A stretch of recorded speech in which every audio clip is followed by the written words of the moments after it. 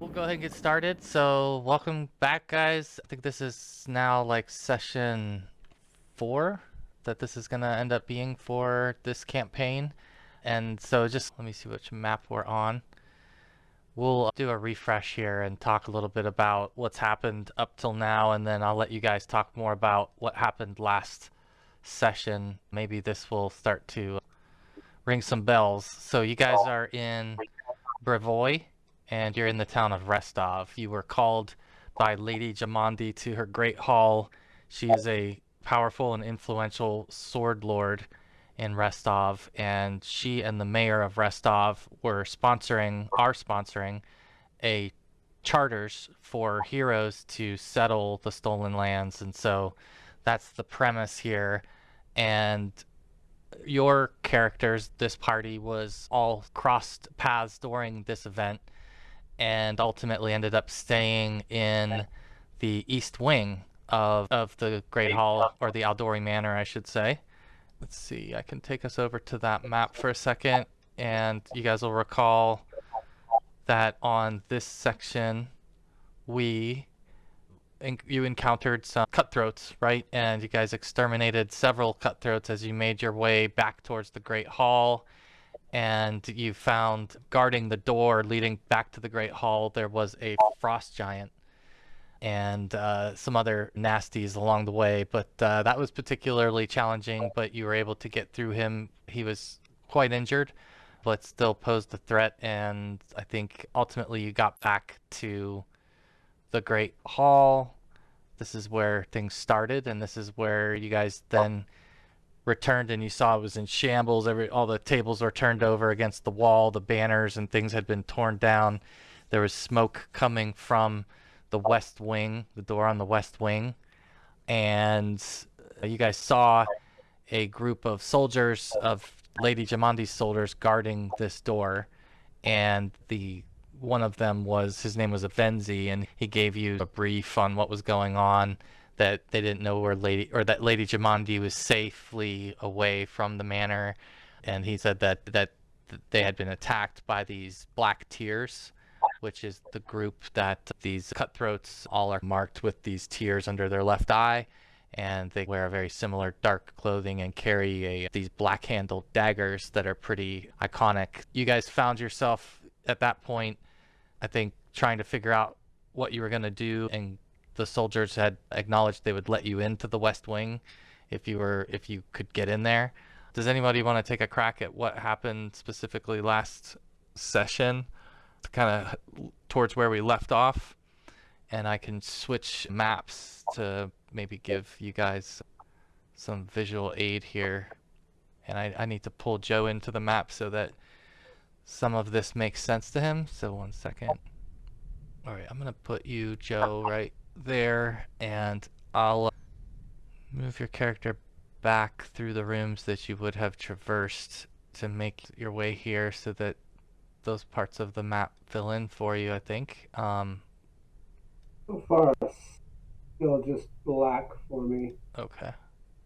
Yeah, and Jamie, so when you were showing me the other map, I don't know if it's true for anyone else, but basically all I could see was like the tokens vision lines. I couldn't see the whole map, couldn't see the places I'd already been in. All I see is what my token. Oh, I see. Yeah, I probably need to turn on daylight when I do that next time, so that But an option to turn it on so that once someone sees something, it doesn't go away.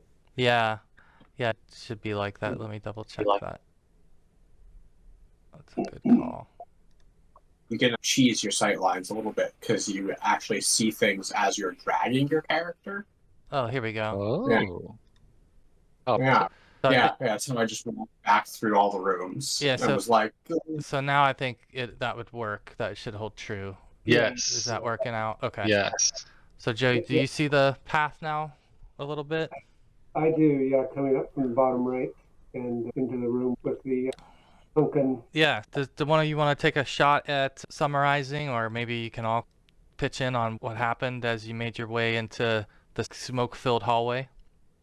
Yeah, we worked our way through some doors. I know that we saw some people that didn't even make it out of their beds in one of the rooms.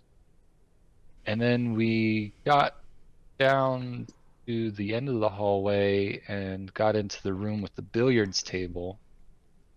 And the weird death lady from What was her name? night one was in that room, and she was tied up on the couch. That's Jathal. Jathal. Yeah. She's Yeah. So Jathal was tied up on the couch, and there was, I believe it was just one black tear and the white-haired guy. Is there more than Two. just one? There were two, and there were some pretty good attacks that happened that made you probably forget about the first one pretty quickly. Somebody, I can't remember now the attack that occurred, but I think you pretty much one-shot one of the cutthroats. So yeah, I think then you killed them. There's Joe. Hey, Joe. And when you got through into, you heard fighting coming from this other room, and you continued through, and when you opened up the room that you're currently in, and the spot where we left off at is a combat. And so when you opened this double door leading into this room, Lady Jamandi is engaged in a sword fight with two of these large creatures who are also appear to be frost giants, similar to the one that you encountered earlier.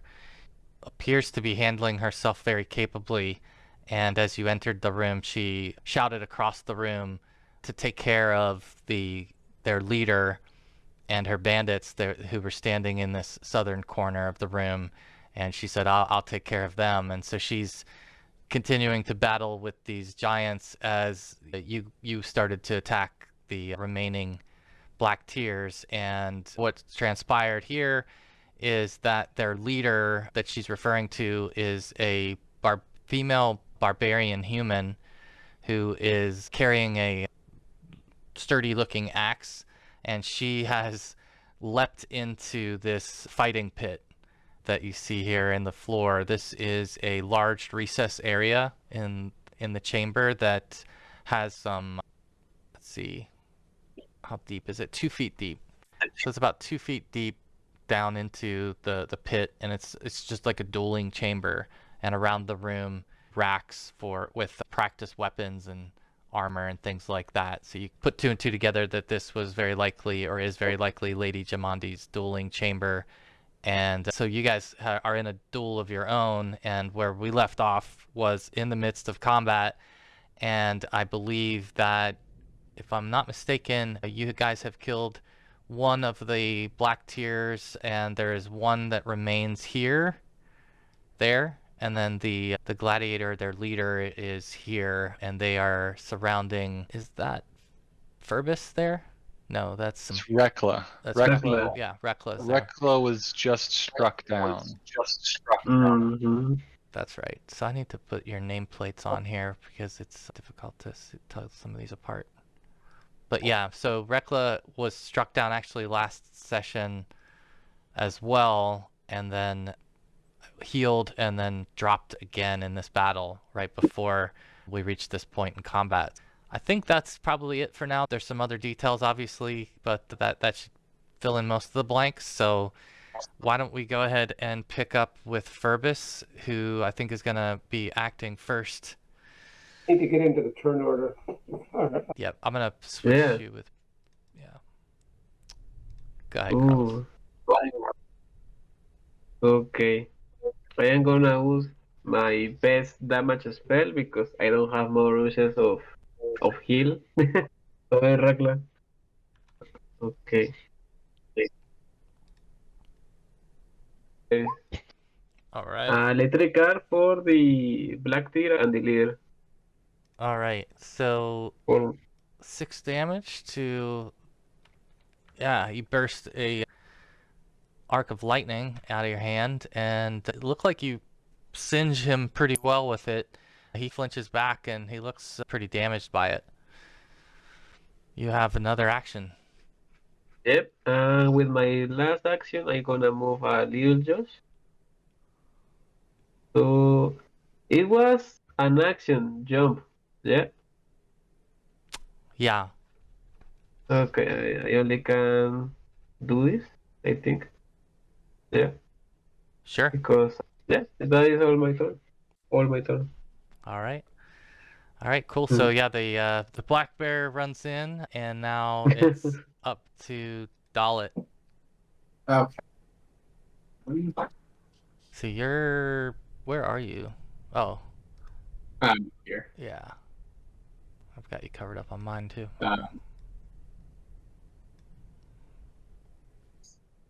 Okay.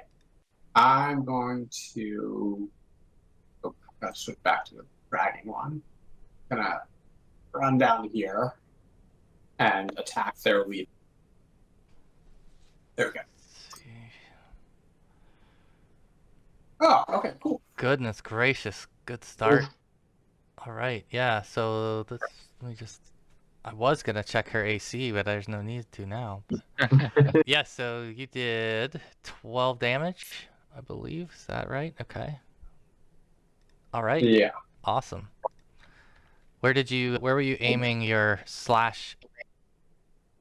Oh, did not think about that. I guess I will just aim across since she's probably not facing me, right? Yeah, she's probably mostly facing Rekla's direction. Yeah. Yeah, exactly. Okay. You have one more? Yes. I'm gonna try to lower that AC a little and do my nagging strike. Yeah. I do that. Attack. Wait, I think I'd be just as good as last time. Ugh. Doesn't look good. I'll remind everybody that you each will have one hero point for this session, so everybody should have one of those, and you can use them as you'd like. And assuming you don't want to use yours now, then is that right? Yeah, Okay. All right. I'm good. All right. Yeah, Dalit comes into the pit and slashes the gladiator and has stirred things up further. Nicely done. All right, Rekla, you are in you are starting to wither here. You're going to make a death save or whatever here. Yeah, is it just a straight 20 check? Yeah. Yeah. Oh. If it's your first one, you're going to beat 11. Yeah. Going to let me use my... Actually, what you can do is you can spend your hero point, and I should have said this before, to stabilize. So you wouldn't even have to roll. So you could have done that if you prefer. I'd let you do that. I would prefer. Yep. So you can do that and just spend your hero point, and you're stabilized at basically at 1 hit point. Gotcha. Cool. All right. So that then brings up Lady Jamandi. At this point, you would see her just having things under control as she kills one of these giants with her flaming sword, and just very graceful, obviously very proficient with her weapon and her movement. Let's see, so this one's dead. It falls over in a slump, and let's see, the other giant actually is continuing to engage with her, so that battle tears on. This is where the other cutthroat comes in. Or actually, I think we've got to re-roll initiative now. Yeah, and we got to get Joe in the turn order. Let me have everybody just do initiative again. Click on your token too before you. Click your token, and then you tell me how to do that again. Yo. Jeez, Ben. Yeah, I don't really know what's up with that. We'll avoid that they're being used so early. Just ready for action. Yeah. Okay. Everybody get a chance to roll. One moment. Let me see. What is the area? Where is it? See very well there? Okay. Raised or walls or what? It's over here. Let's see. On the sides, it's 2 foot. Oh, there. We are pointing. Yeah. Yeah, I think that is a walled-in area that has like some decorations on the outside of it. like armor stands. Yeah. Okay. All right, so if everybody's rolled, I'll put you guys in order, and Dalit would be first by a mile. Okay, cool. Weird to be going again so quickly. I will continue my attacks then. All right. Yeah. Rekla's probably down on the ground, right? Prone. Definitely. Yeah. Okay, cool. We'll just go for an attack. That, It's a miss. Ooh. Yeah. Open this window real quick. Guess I'll take second swing. All right. Oh, Also. you just missed. Yeah. Okay, cool. Rather than do a third attack and risk a critical failure, I'm just going to slide over here. Okay. All right. All right. And let's see, Lady Jamandi is continuing her battle up here. You guys wouldn't really be able to see a lot of what's going on over there, but again, she's got things under control. So that brings up Furbus. Okay. Another electrical for you guys. To purple. So, okay, 5 damage. And they need to make a reflex saving throw. Let's see. My last action, I'm gonna give order to Little Josh to attack this lady. So let's see, the savings throw, if they pass, do they take any damage?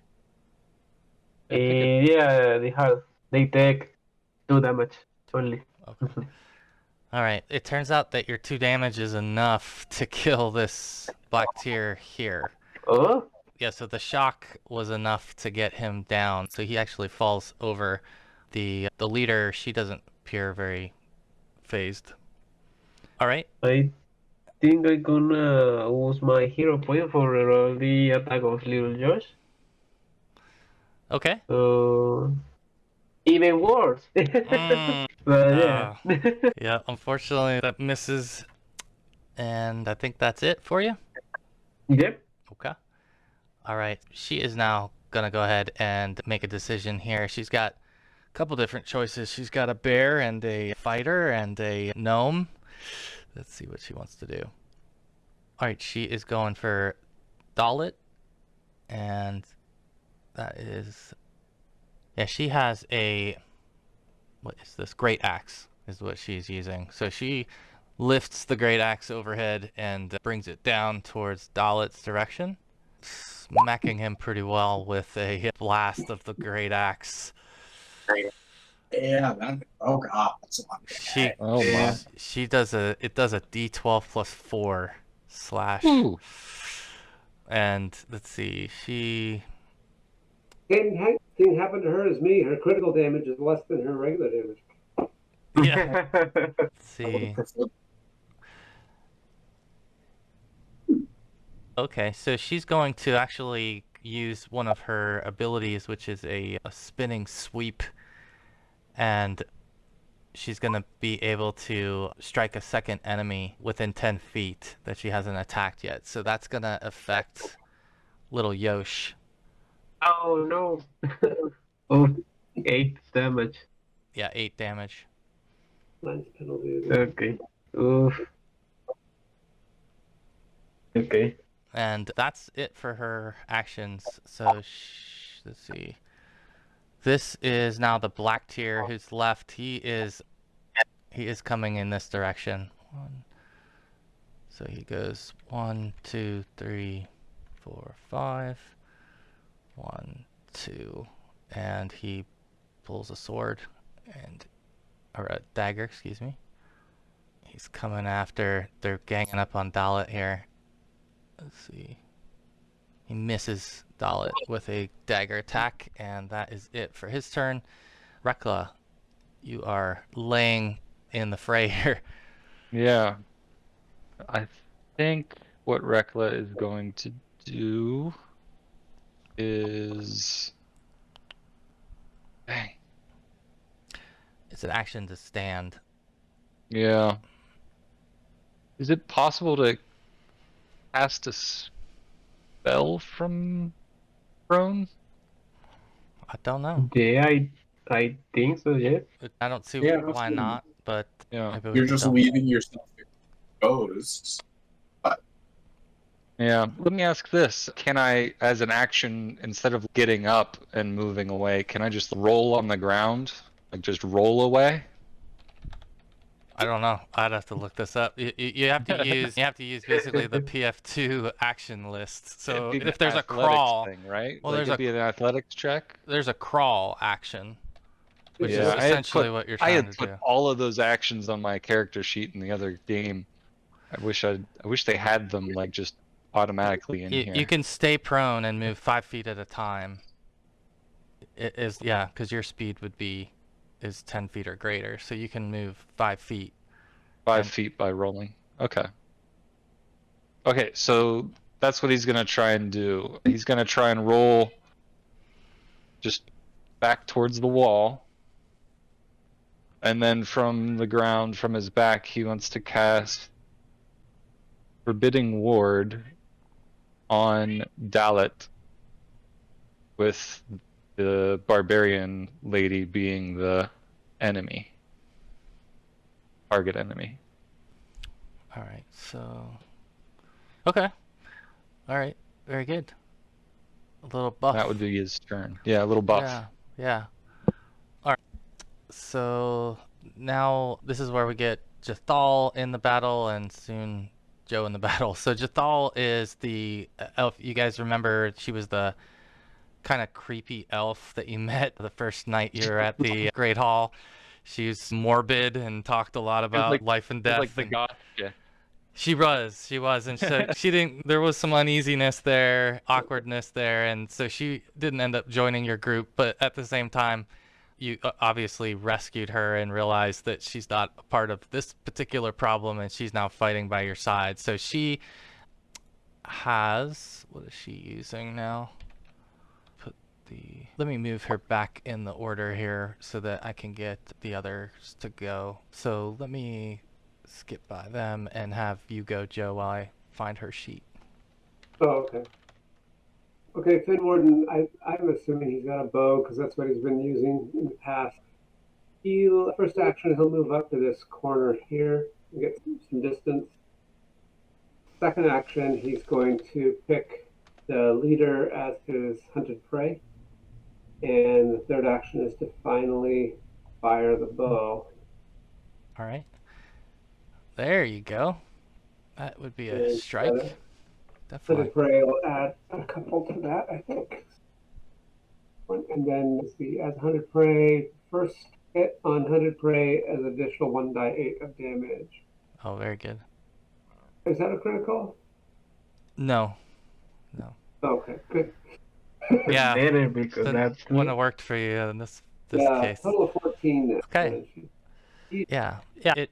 You definitely gave a solid strike with your shot, and Sunk it deep. yeah, she reacts to that. She's definitely noticeably harmed at this point, but she still seems to be upright and sturdy and continuing to battle. So she's in it to win it at this point, but this arrow is sticking out of... Where's this arrow sticking out of, Fen Warden? Left, just past her left shoulder blade, sticking straight out of her back. So. All right, cool. Yeah, so she's turning into a little bit of a pincushion there, but she just did some of her own impressive little sweeps here, too. All right. I'm actually going to have Jathal is going to move over here. 1, 2, 3, 4, 5. Yeah, and she's there.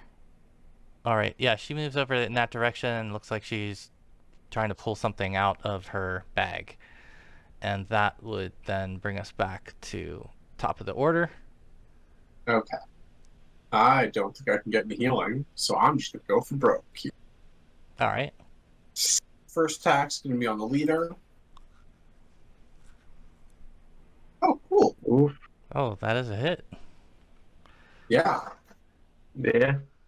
Nice. All right. Yeah, so you guys would see this.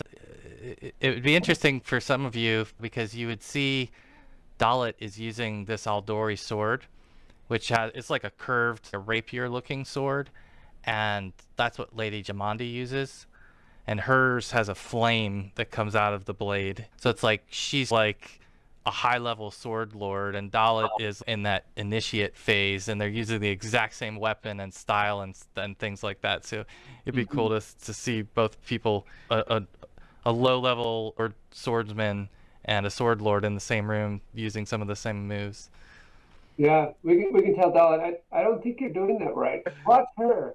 Something's wrong with your sword. It's not lighting up. I don't know what you did, but all right. Yeah, you smacked her good. She is again still upright, but certainly looks worse for wear at this point from the shots. Okay, let's go for a little more. No, that one misses. Got Yeah. All right, so that would miss.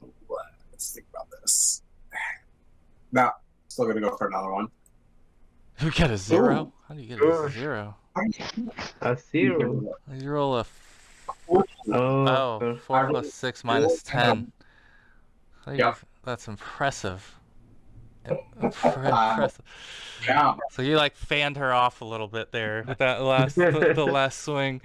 Maybe she was gonna break a sweat, and you just cooled her off with a swing that just didn't find her. Cool. All right, let's see. Lady Jamandi is now turning over in this direction. She's stepping around this frost giant, and yeah, he is almost done for from what you can see. She is able to slash him with her flaming sword and cause a leg wound, grievous looking leg wound. So he is limping around there, and it looks like she's about to exterminate him, but he lives on for this round, and this goes to Furbus next. okay. I am gonna use my focus spell. Is kill animal for little Josh. Also, sorry, I need to roll d8. 8 hit points, so a total of 10 points of healing for little Josh. All right.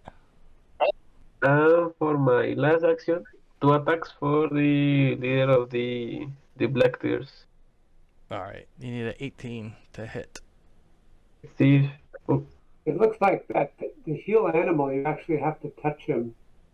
no, but if I use 2 actions, I can use a range, a 30 feet range. Yeah, if you use 2 actions, then you get another die of healing. Good. Yep. He took the 8, right? So 2 actions would have been. Be 10 in this case, isn't it? Let's see. So, it's an additional 8. That's why he rolled Yeah. 8. He took 8. Yeah. It's basically 1d8 plus 8. Oh, Adding 1 to okay. d8. Exactly, yeah. Yeah. I see. Okay. So little Yosh missed with that bite. Oh, she's flat-footed for the flank? Oh, Oh yeah, you're right. I'm sorry. Yeah, you're right. Yes. So there, that is a hit. All right. hey. All right. Little Yosh is able to kill the leader. Oh, So how does little Yosh finish off the barbarian here? okay. I think it's like make little just stand up in his leg and make some hugbear against this lady. All right, so she's slumped over now, dead, and there is still a black tear here. Yeah, sorry, that was my first action. So for my second, I wanna put little just in this place. All right, there you go. Sorry, thank you. Oh, you're good. All right, let me pull them out, and it's actually the Cutthroat's turn now. So he's gonna, I think he's going to continue to aim at Dalit. Actually, no, I'm gonna give it a coin flip here and see, because I would think he's gonna be upset that his leader just died too. All right. No, he is gonna go for the bear. All right. So He's a committed black tier. he didn't Yeah. like the bit with how the bear finished his leader. Apparently. Let's see. And he's just doing the dagger attack here towards little Yosh. Ooh. Does a 15 hit? Let me see. I think yes. Let me confirm. The animal companions have a better low AC. Yes. Sorry, my. This is very slow. My computer. It says he's a 15 on his character sheet. Yeah. Is that right? Okay. But yeah. This Okay. is a hit. Yeah. So he's able to strike with the dagger, does some piercing damage there to little Yosh, who's ferocious right now. And let's see, Hey. he's gonna do, I think he'll just do a second attack. And miss pretty badly at that point. Then he's gonna try to, let's see, I think he's gonna try to step this. So he's not out of range, but he's stepped back. And that's the end of his turn, and that brings up Rekla. Rekla. He's gonna step. Yeah. Ooh, he doesn't leave my. Never mind. I thought I had an attack of opportunity. Yeah. He's gonna start with battle medicine. Just a 15 check. That's gonna put him dying again because he's gonna take damage, right? Because it's a critical failure. Yeah. Yeah, you need it. Well, Well, wouldn't you have rolled your actual medicine check though? Oh, I guess so. oh yeah. Because Yeah. you would have My some bad. benefit. Yeah. That's a much better outcome. Because I mean, you have +5. Yeah. All right. And then he's gonna try to cast Daze on the remaining Oh. black tier. Okay. All right. And he's just gonna get a basic save. All right. Let's see. Guess that fails. Is that right? Yeah. Yeah. Yeah, it's a fail. So 4. All right. And that would be the end of Rekla's turn. All right. Okay. You guys see that Lady Jamandi actually steps this way towards Jathal, and I think I have the wrong one in here, but this giant looks like he's falling over, and but he's still alive. Fenwarden, you're up. All right, Warden will look at the remaining black tier there, point at him, and say, "I'm now hunting you, buddy." And then we'll fire his longbow again. All right. There it is. Very good. Yeah. That would be the end of that black tier. Headshot, or where did you land that strike? Yeah, we're going right for his neck on that one. So. All right. Then yeah, you split his Adam's apple, let's say, with that shot, and he falls over. So he's now laying dead as well. And let's see. So this giant that was pushed back against the wall slides down the wall and lays in a puddle of his own blood, almost simultaneous. And at that point, you don't see any other foes in the room. Now, there are a lot of corpses in the room. There were a lot of corpses when you got here, and most of them look like they are Lady Jamandi's guards. There were like 10 of them in this room, and she is taking stock of what's going on in the room as well at the moment, and it's starting to hit her what the body count is, and she looks up at you all and says, "Well done." And as she looks back at Jathal, Jathal is still visibly upset from having been tied up as a hostage and was facing torture in the next room, and she starts to tell Lady Jamandi that you all saved her from certain death and torture, and Jamandi looks at all of you with a lot of respect and fondness and says, I must take stock of what else is happening in the manor, but I would like to meet with all of you later and talk about what has transpired this evening. And she heads on out of the room, starts heading out of the room. With that, I'll let you guys decide what you want to do at this point, but we're out of turn, so I'll turn off the turn order there. Okay. All right. I can offer healing medicine to anyone who needs it. Yeah, I think I'll appreciate that. I'm just gonna take a knee and just start breathing very heavily. All right. I didn't get it on that one. Okay. Urbis, maybe you have better skill, better Yeah, opportunity to help him. let me try. Okay, let's see. Okay. Oh, Nice. yeah. Sweet. So 2dx for you. That is 12 points of healing for you. Okay. You good? That's not We could search some of the bodies, especially this barbarian.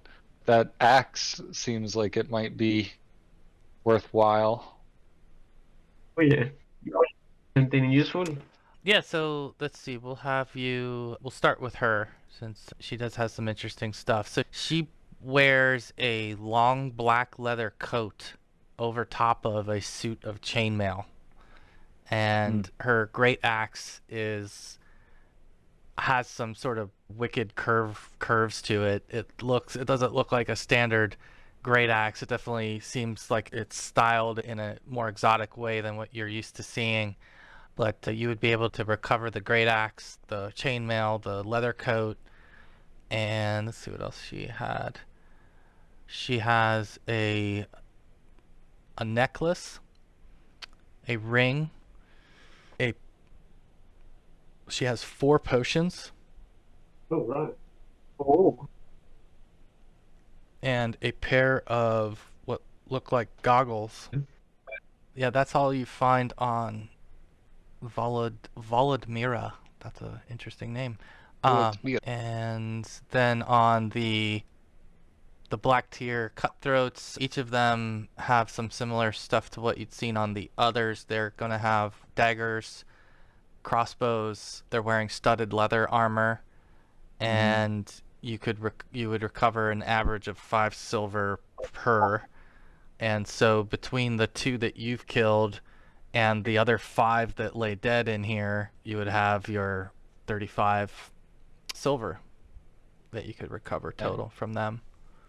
Is someone keeping track of this? Should I add it to the party loot? Yeah, I'd like to check out the potions just to see if we know what those are, if there's any markings on them or anything before we just. The potions? Let's see. I guess let's do I'll have you do a perception check. Okay. Yeah, you don't see anything that seems to be labeling them that you can discern from them.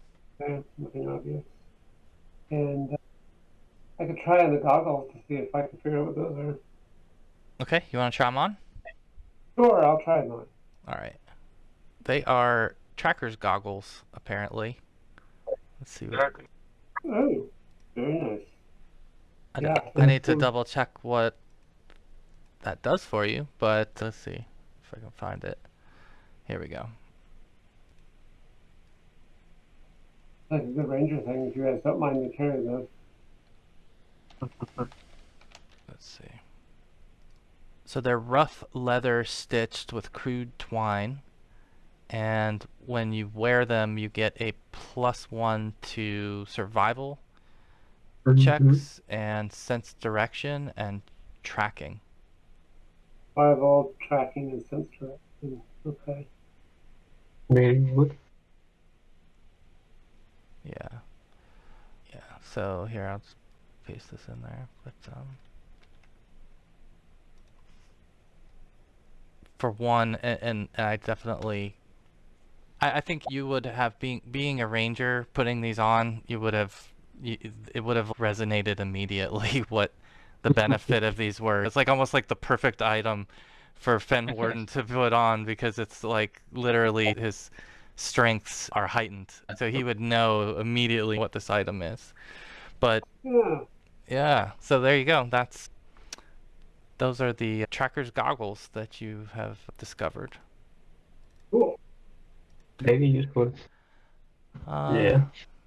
Let's see what else is in this room. I know, so there are a lot of different racks around the room that have what appear to be standard quality weaponry, everything in the range of long swords to daggers.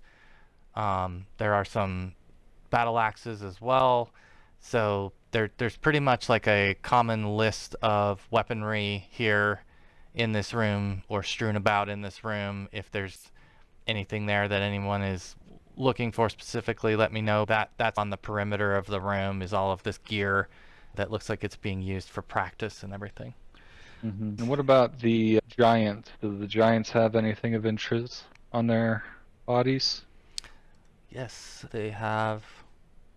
They are using, what are they using here? Oh, they were just using fist strikes, it says. No, there's really nothing that sticks out other than they have these breastplates that have looked like they've been crafted for them and their size, so they're right, pretty unique looking breastplates that they have on, but otherwise you don't see anything or find anything else of value on their person. Okay, cool. Yeah, I think the rest of the room doesn't really turn up anything else of notable value.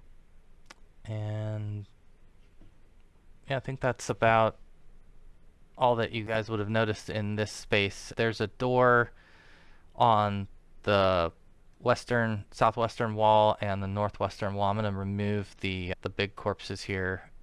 Actually, just stick them in the corner there. So there's a door behind him there. And a door over here. A door into that wall space from the room we're in. Which one? Into here. Oh, into there? Let's see. I think you would have seen something similar on the east wing, potentially, when you were staying over there, that you think that there's a staircase behind that wall.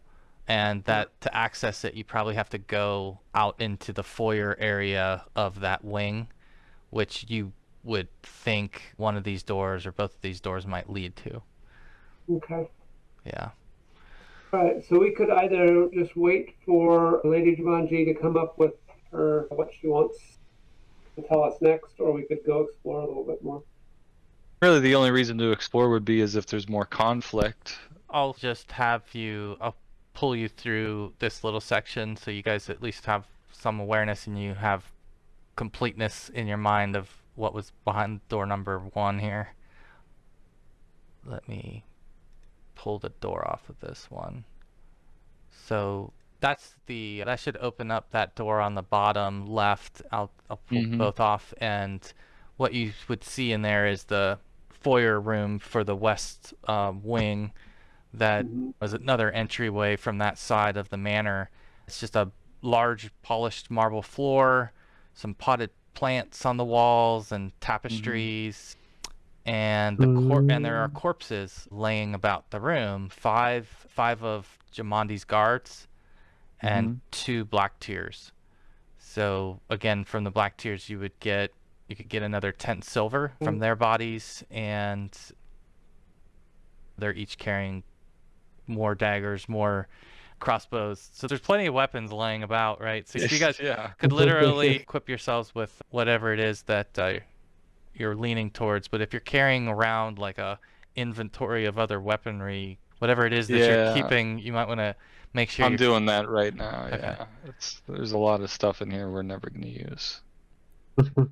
Yeah, it's just too much. It's like a full army's worth of things that you're finding, so you'll have to pick and choose what you want to carry.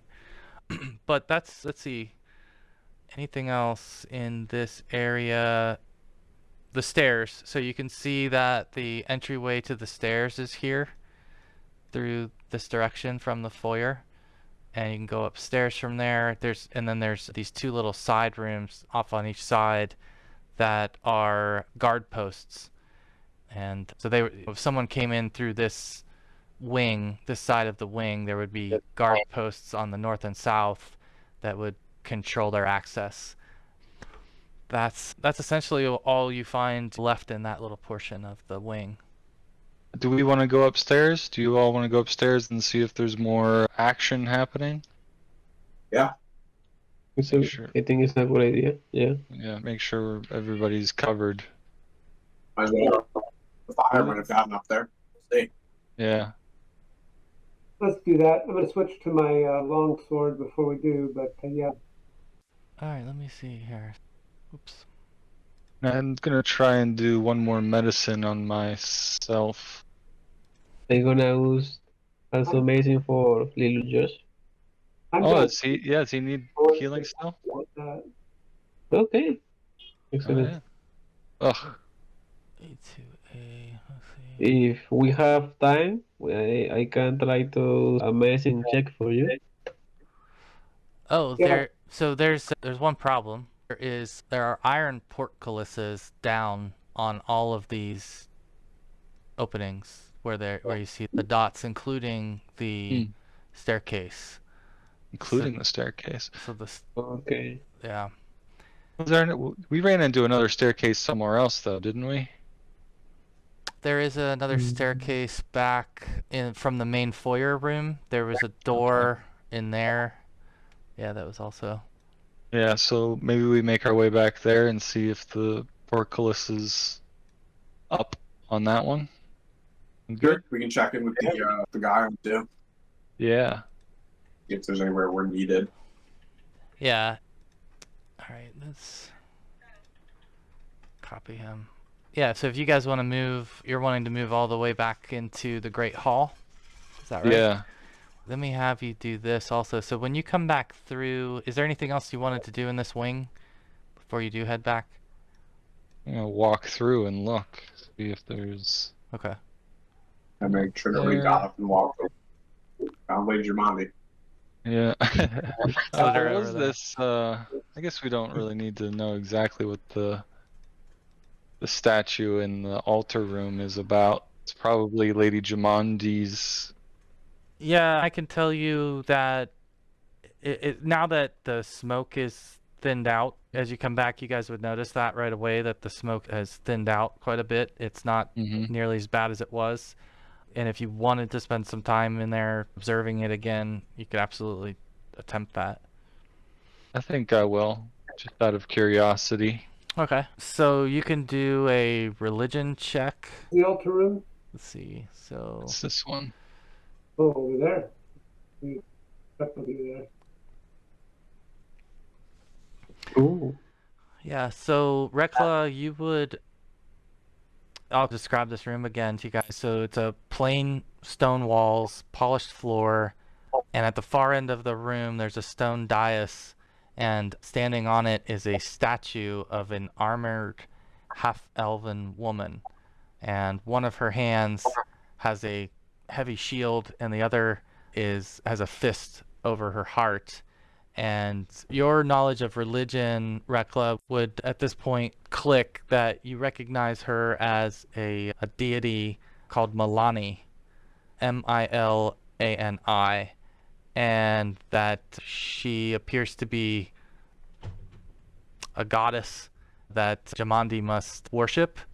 If you guys could all, whoever's in this room, make a perception check. Yikes. Ben Warden's asleep, apparently. Didn't notice everybody left. Let's see, so it's DC 13, so actually you hit it, Rekla, with yours. You would notice as you're sitting, let's see. Yeah, you notice that you have just this feeling of calmness and you feel very safe in this space and in the presence of this statue, to the point that after spending a minute here, just in thought, you feel as if you've rested for about 8 hours, and you may make any daily preparations that you would normally make over an 8-hour period during this minute. That's awesome because I really need that. And I can't cast any spells because I'd used them all up. Yep. I was going to suggest if there wasn't anything really going on, that we just chill for the rest of the night. I'd be like, Furbus, you should come see this. This is very interesting. What happened here? I don't know. I was just standing in this room and I felt so centered that I felt like I could cast my spells again. Oh, that sounds very interesting. Let me Yeah. try. Yeah, so basically this would apply to everybody, that you would regain your hit points equal to your constitution modifier times your level, whatever that ends up being for you. You would improve if you have any conditions, and what else? You can regain your spell slots, you can prepare your daily spells, you can recover your focus points, and so basically all of the rest and daily preparation benefits would be available to you guys just by standing in the room. I'm going to try to attempt to treat my wound again then. Oh. Yeah. Because that would be reset, wouldn't it? There you go. Yeah. If anybody needs some healing, I guess I could do those medicine checks again. I only have one. I'm only down 1 hit point, so I'm not sure. Yeah, and I got topped off there. You missed a vicious session last session. There, It was brutal. yeah, there was a lot of bloodshed. Oh yeah. How is Dalit doing? Oh, but I'm at 18 now, full health. Okay, cool. Okay. All right, awesome. I am glad we poked our nose in here. Yeah. Yeah, you definitely received the comforts of Lady Milani, who has protected you while you're in the room. All right.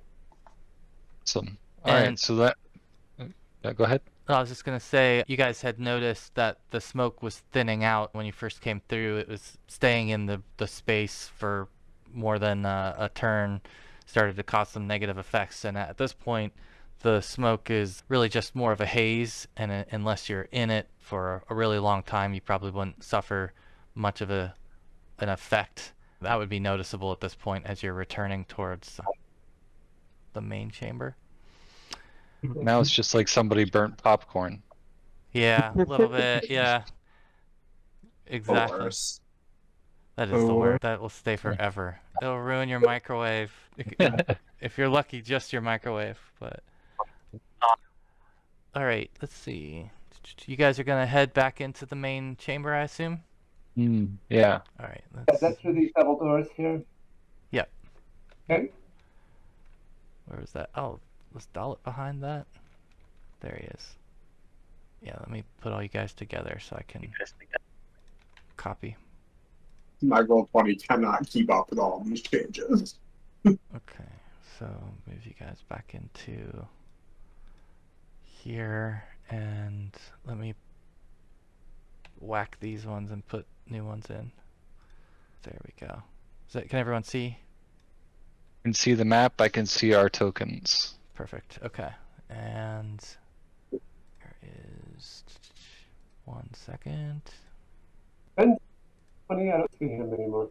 Who's missing? See, Ben?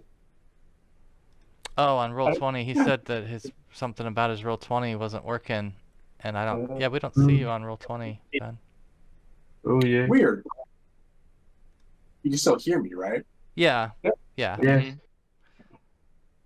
Yeah, I noticed that earlier. I wasn't sure why that would have been. Let's see, is this it? Oh, okay, this is it. Sorry, 1 second. There they are. Alright, so I'm going to pull you guys into this room. Yeah, so you guys would basically notice that as you return to the room that most of the guards who were here have dispersed and seem to be restoring order to the manor. Lady Jamandi had gone off to check on everything to see who was left and to see what the status was. And let's see. It looks like they're starting to get things under control, and there are some people who have arrived from Restov as well who are checking in and have seen and heard of the attack, and it largely seems like it's under control.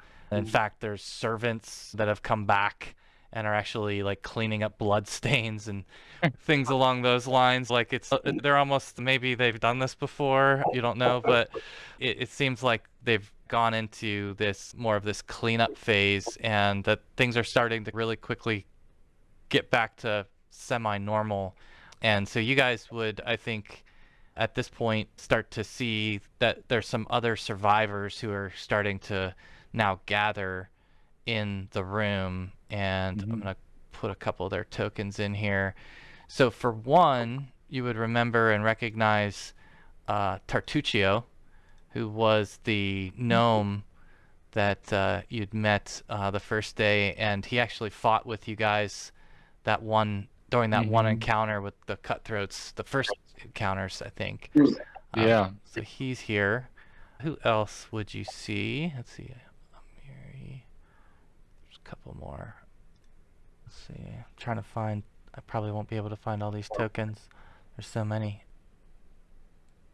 Yeah, I'll probably just get a placeholder token for some of these guys.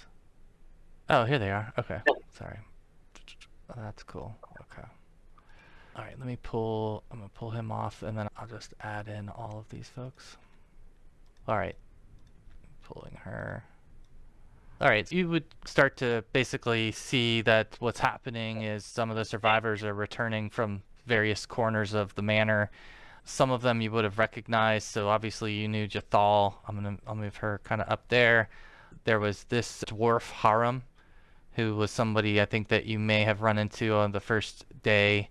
Amiri was another, she was a female, sort of barbarian-looking, fighter-looking, large woman that you encountered on the first day as well.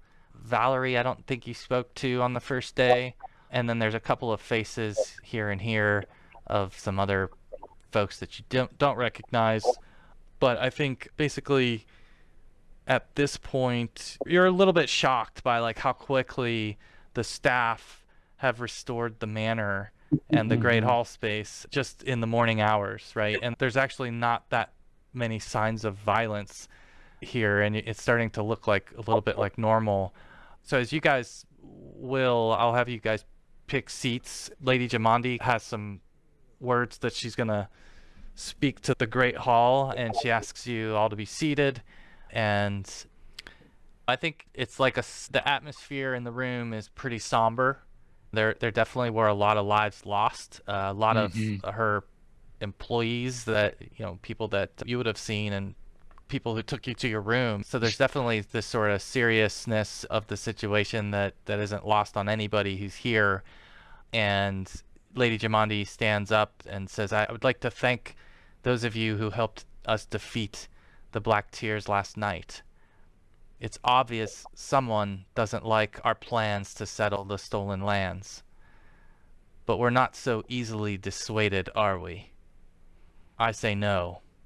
And this morning, I would like to issue formal charters to all of you to begin exploring the stolen lands and make them safe for tomorrow's settlers.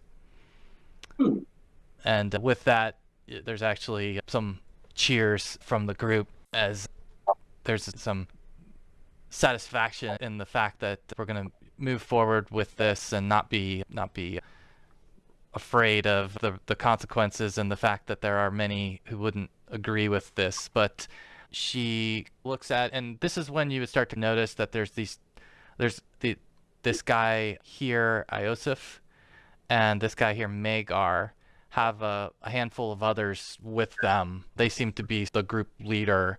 You start to get the sense that some of these other adventurers have decided to cling on to their own little groups, just like you guys have, and there's these little cliques that have all formed now, and it just starts to become obvious as you're sitting in the room who gravitated towards one another Right. and who's joining teams with one another.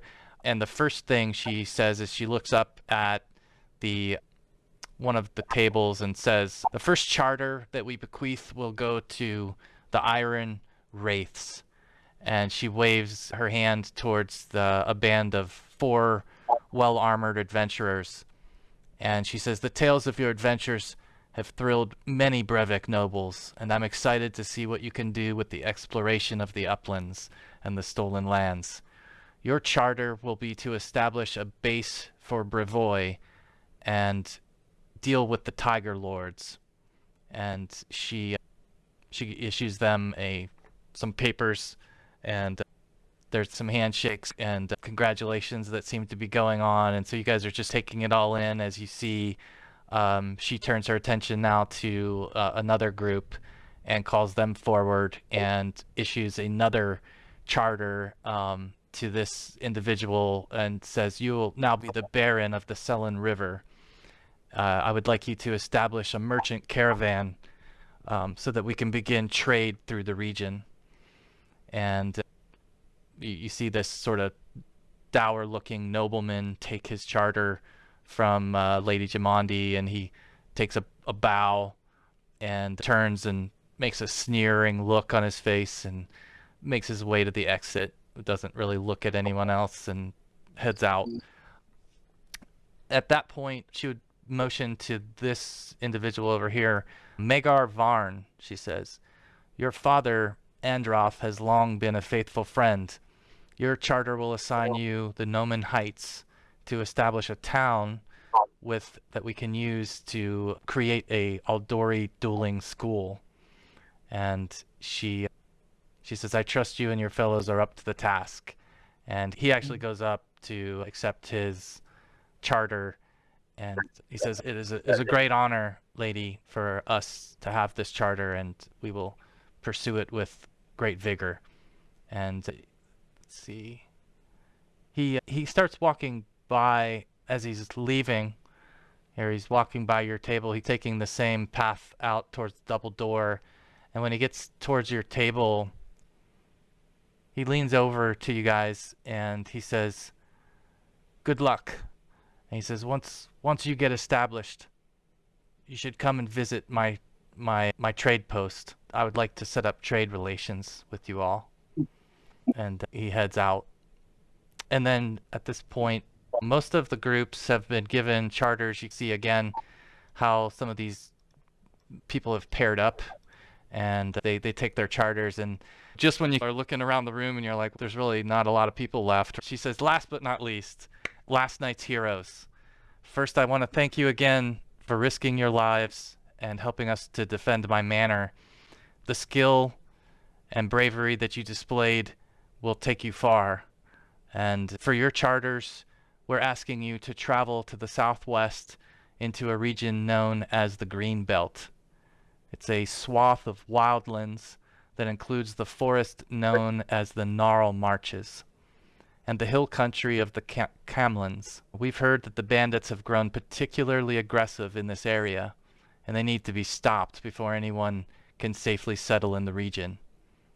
There's a small trading post in the Rostland hills, and it has been particularly hit hard. I would suggest that you head to that trading post, and once you've dealt with those bandits, we'll be ready to bequeath you some more permanent charters to settle the land and establish a government of your own." She hands each of you a copy of her charter, and so you guys would each now have this document with her seal on it that says, be it known that the bearer of this charter has been charged by the Sword Lords of Restov, acting upon the greater good of and authority vested within them by the office of Lord Mayor of Restov, the right of exploration and travel within the wilderness regions known as Restov's hinterlands and the Greenbelt. Exploration should be limited to an area west and south of Oleg's trading post, no further than the banks of the Shrike and Skunk rivers.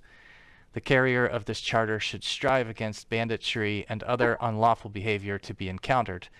The punishment for unrepentant banditry remains, as always, execution by sword or rope. So witnessed on this 24th day of Calistral, under watchful eye of the Lordship of Restov. You guys will have that with you. That's as official as it gets. And I'll Yeah. I think It's an honor. what I'll do is pull you guys over to the map, and Yeah. I can talk a little Okay. bit about what it was she was referring to. So she talked about the Greenbelt, which is this passageway, this section between Rostov and Fort Serenko. So you see Fort Serenko here, and you guys are in Rostov. And this Greenbelt heads in that direction and then continues through this region, like a plains region, and takes you towards the Gnarl Marches. So basically that's the direction that you think your charter will lead you in. But in order to take the next step, your first step would be to make it to Fort Serenko and to eliminate any presence of bandits. So that's, Okay. I guess, in a nutshell, what it is that you're being asked to do. And you guys will get into the exploration choices that you'll have, because you guys will get to decide how you want to explore, as they say, the map, and it brings with it different encounters that are from those that'll build as you make your way west.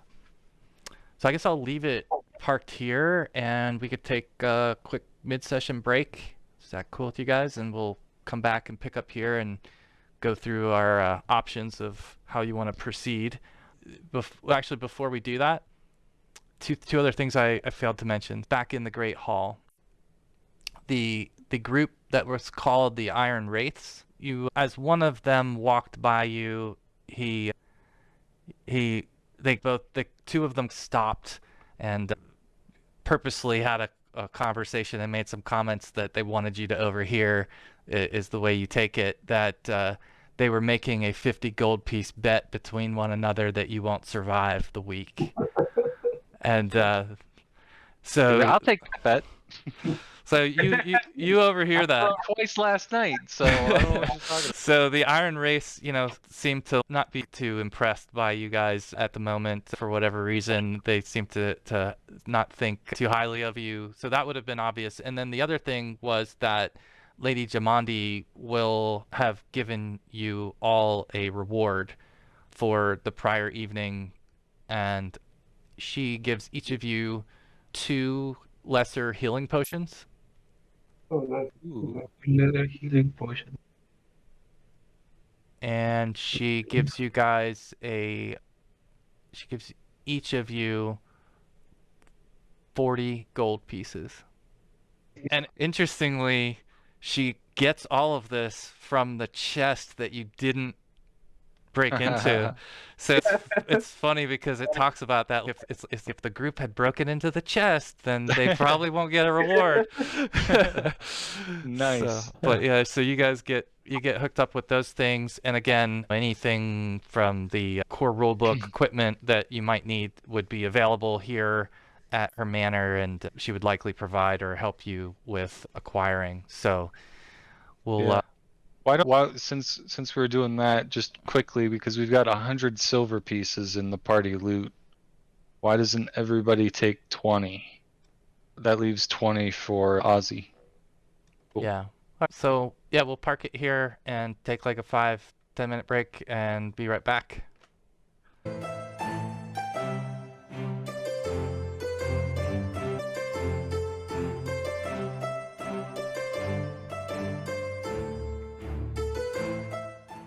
I don't know what's up with why we can't see Ben. I wonder if he's covered. I don't see him. Yeah, that's interesting. No. Sometimes it just happens to me. Based on my stand, it sounds like my computer's in 100% anyway. Well, That was the sound of resignation right there. No, that's just the way it is. Yeah. He tore out of the gate with all these 20s, and then roll 20 is, oh, we'll see about that. We'll see about that. Yeah. What I was doing that was I had my feed paused. There's buttons inside of your picture on your Unroll 20 that you can pause your feed and that sort of thing. I don't know if that might have something to do with it. That's usually just like the video in there. I don't think it closes the window altogether. Ben's just going to be one of the spectral voices. A mystery. Yeah. I'll just be here. All right. I guess one thing we might ask ourselves is if there's any reason to try to get horses. I don't know if she would equip us with those, but we might be able to move faster. She did give us 40 gold. You know. We could go buy a cart or something, a wagon if we wanted. We are basically going to start a new country. Yeah, that's a good idea. A cut. Yeah, I think so. Yeah, those things are definitely possible. You know that the route between Rostov and Fort Serenko follows the river, and that it would be a well-traveled road that would accommodate a cart, but that once you got to Fort Serenko, if you're heading into the Gnarl Marches, depending on how you want to go, the cart could become more cumbersome at that point. But it just depends on, you're going to have to decide some of those things down the road. I think it does slow you as well. Like if the benefit of the horse is the speed, but the cart then negates that, to a certain extent. So those are all just things to consider, but a couple other quick things. One of the groups I failed to mention that formed was led by Tartuccio, the gnome. He's like, he has like this sort of purplish hair, and he's an eccentric little guy and pretty self-confident, so to put it mildly. But he seems like he's leading his own little group, and he's got his own band of charters as well. So he's somebody that you guys would see milling about as well, gathering things, getting his own group prepared. Some of the other groups took off. The Iron Wraiths seemed like they were already more well established, and they've left and departed. And let's see, I guess just to talk a little bit more about the area. So the Stolen Lands are this area right in the middle, really, between all these what they call river kingdoms. So all the spots on the outside, Tours of Levenix and Dunsward, Brevoy, are all sort of river kingdoms, and that Gnarl Marches region is about it's like a 35,000 square mile swath of wilderness, and it's long been referred to as stolen, but from whom and by whom varies depending on the point of view. And in Brevoy, where you are, the lands are considered stolen from the southern expanse by bandits and barbarians from Numeria and other river kingdoms. And the general impression is that Brevoy deliberately allowed the lands to fall into the hands of some monsters in order to prevent the other kingdoms from being able to settle them. So in some ways they, created this mess and let it become very wild so that it wouldn't be inhabitable by others. Let's see. So probably one thing you would you would know is that you would hear about the fact that there are struggles in the lands between various ancestries, including centaurs, kobolds, trolls, the bandits, lizard folk, boggards, barbarians. So those would all be things you would associate with the Stolen Lands and some of the tribes and peoples that would be there potentially.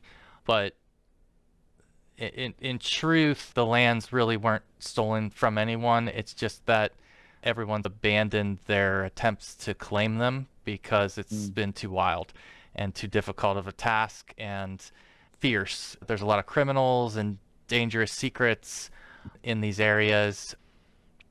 And what else do I want to share with you here? I think that's it for that. So I think this is where they talk about the Hexploration. Basically, let's see, how does this work? Each day, the PCs decide how you plan on exploring, and you have to choose if you're kind of how you're going to go. If you're going to explore your current hex or traverse to a new hex, pretty much. That's what you have to decide. And so if you want to take resources or explore an activity or something that might be available in a certain hex, those will be the things that you'll have to decide. And depending on what your rate of speed is, depending on if you guys decide to go up by foot, or if you decide to pull a cart, or if you decide to have just horseback, that'll determine how many activities per day you experience when you pass through these various hexes. Let's see. I think that's sort of it. When, every night you're gonna have to set up camp, or you'll suffer consequences of fatigue and things along those lines. And when you do camp, there are camp activities that you'll have to declare that we'll get into and things along those lines. But let's see. What else is there that I can share with you here? All right. Basically, is there anything that you guys want to request or discuss as far as your mode of travel or other equipment that you're going to ask for before you depart? We could do a mix, right? We could put like the small guys on the cart or something and have a couple of other people on horses or something. I don't know. What do you all think? That Maybe seems that's a hard reasonable. idea. I'm thinking, Yeah. All right, so we'll do one cart and I guess technically 3 horses. One for Bryn, one for Fen Warden, and one for Dalit, and then Rekla and Furbus can ride the cart. And little Yos can sit in the back. Okay. All right. So let's see. So any other gear or equipment or things that you wanted to do? I'll say this: you did recover some potions from We the. have 4 potions. Oh yeah. I noticed there was an extra potion too from previously, so We had pulled one off of a guard. right. So it'd be good to know what those potions are. I don't know if Yeah. there's anybody that can tell us that before we leave. I think if you had looked at them earlier, Fenwarden, you would be able to figure out that the first one you found appears to also be a minor healing.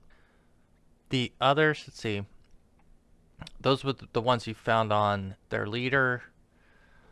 Maybe Dalit, you could hold on to the extra one. I feel like you're probably going to be a bigger target than most of us.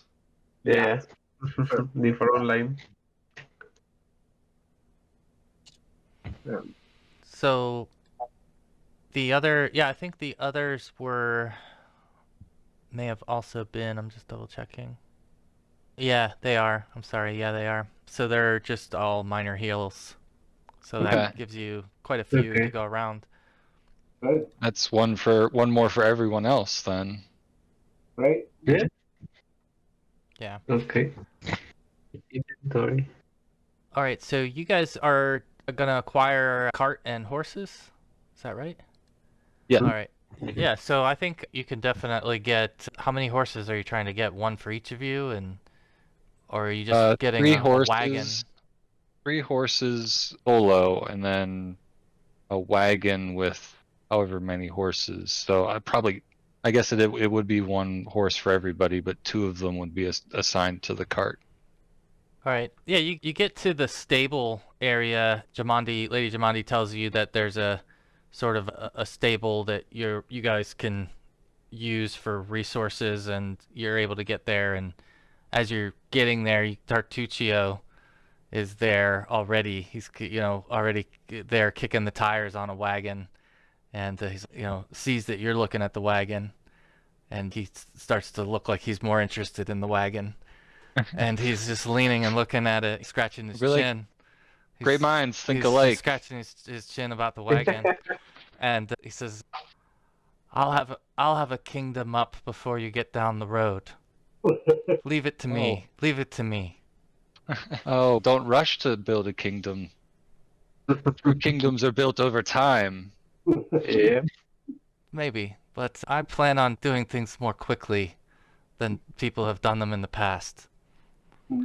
I won't need this. I won't need this. You might. You should take anything you can with you. I implore you to take this cart. It looks like it belongs to you. And with that, he turns and pulls a couple of horses out of the group and starts heading out with a couple of horses that he's leading. Okay. So yeah, you guys have a cart, and you can get riding horses from this area and a couple of draft horses to pull the wagon. Are we buying those, or are those being provided to us? She's going to allow you to take them as long as they're here. So she's considers it a part of her investment in your kingdom that one day will come back in taxes. Yeah. The good taxes. Yeah, so you guys then have everything you need, it appears, and you're going to start heading out. The first place that you're told to go was called Oleg's trade post. You basically will head out that day, I assume, and what's going to be your formation in terms of who's riding on what again? It'll be Rekla and Furbus with little Yos in the cart, and Yep. the other three will be horseback. What order? I don't know. What do you all think? I'll go in front. Have the ranger sulking behind? All right. You might be muted, Joe. I can't hear you. Yeah, I'll take up the rear, but keep them inside, of course, with the longbow at hand.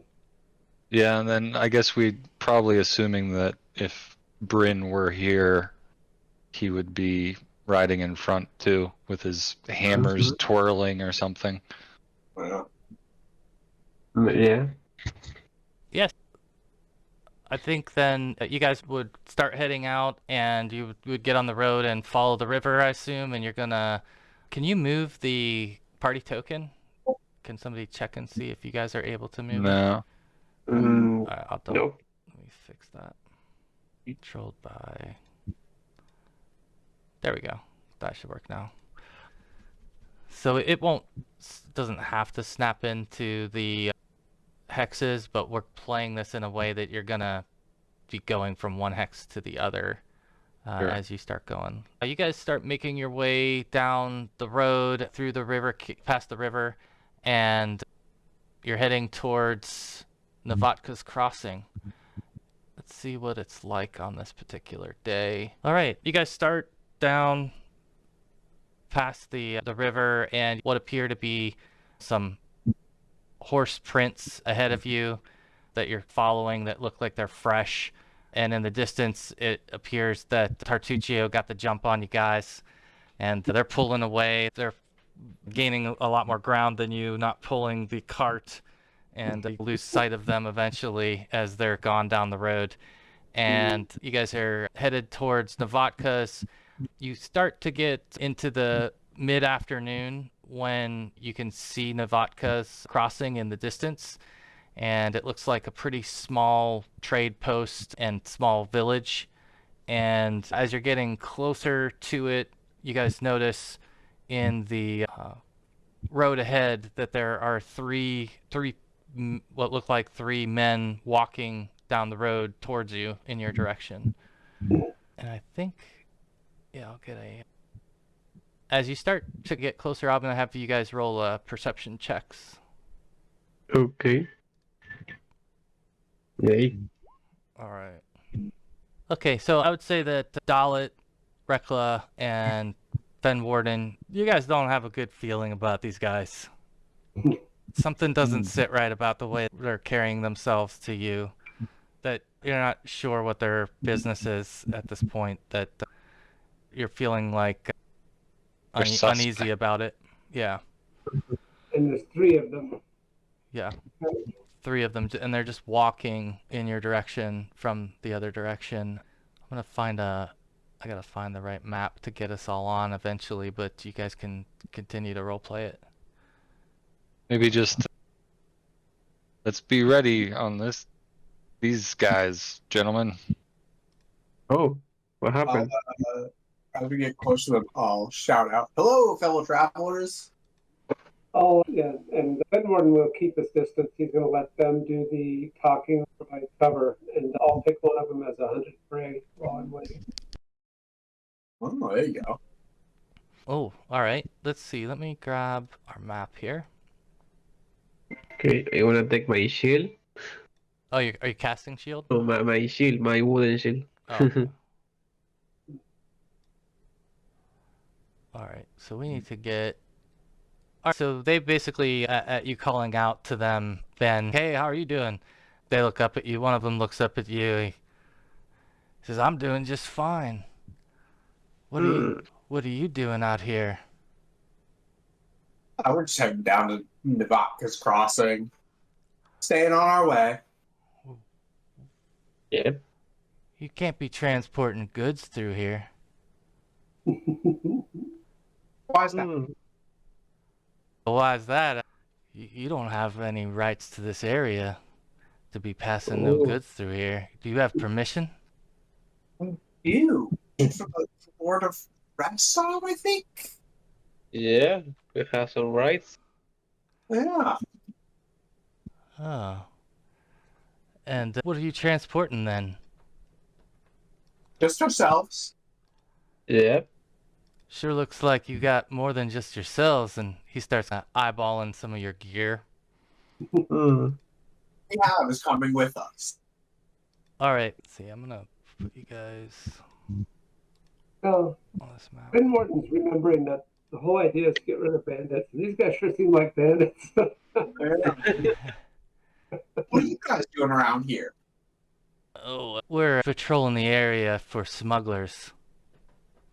Oh, which party are you guys operating under? Oh, we have rights to this area. We have our own charter. Oh, Yeah. Here, let me put you guys on the map here. Here we go. And I'll actually, eventually, I think, be able to put a wagon on there for you. Let's see. All right. and they're just on foot, right? Yeah, they're just on foot. All right, so let me move you over to. They don't really have a good map of just like the road for this, so I had to just quickly create something here for us to use for the turns. See if I can get a cart. There we go. Look at that. We have a cart. Look at that. All right. Where is It's a little crooked There. looking, but it? we'll make it work. Appropriate, I think. Yeah, I don't know if there's a way to I guess I'd have to adjust it, but that one's good. You guys can arrange yourselves how you would have been, the way you talked about being arranged. You need to give us access to the cart. And then move that. Okay. It goes. Move the cart up since I'm trying to be behind the cart. Yeah, I had put a round token in. I don't know. There we go. I think I was able to fix the proportion on that. All right, let me see Rekla. Maybe it was. Oh, is that yours there? Yeah, Okay. yeah. But I don't know if that's gonna mess up the character sheeter and all that stuff. 'Cause isn't it linked to the? I just have to relink it real quick, so no problem. Might as well do it now. There you go. So you got your hero points and your hit points mapped to that one, and I can delete Awesome. the other one. Thank you. All right, who's on the cart? Yosh or? Yeah, Yosh and Rekla Yeah. are both on the cart, and Oh, I see. Urbis. And I'll send this Mhm. to the back. Okay, so now you guys can go over top of the cart. Is that the way you were intending it? Something along Yeah, those lines? kind of. Okay. Yeah. I'm just gonna put myself there, but we're sitting on the cart together. Essentially, was the idea. Yeah. Mhm. In fact, maybe the cart Should be double wide. proportionally is something like Mhm. that. Okay. Yeah, Better. There that we might go. work out a little better. Excellent. All right. And let's see, which token are we going to use for these dudes? Just going to throw these in here. It's just the quickest thing I have to... Ooh. It's kind of big. Uy. All right. All right, that'll work. I don't know what this one's doing here. Okay. Sorry, there we go. Yeah, these guys appear to be interested in your things at this point. And I think it's pretty obvious that they are not up to any good deeds at the moment, but I'll let you guys decide how you want to kind of proceed since they're asking you questions about your belongings. Mhm. Who's holding the necklace that you found? The necklace from the Barbarian? Yeah. Technically, we just dropped it in party loot. But I was the one who searched her, I think. More than likely it would be on Rekla. Okay. Yeah, I think basically they're gonna demand a tax to pass is gonna be their offer at this point. They expect they argue about it for a minute amongst themselves, and then one of them kind of steps forward and says, 15 gold, and you may pass without further quarrel.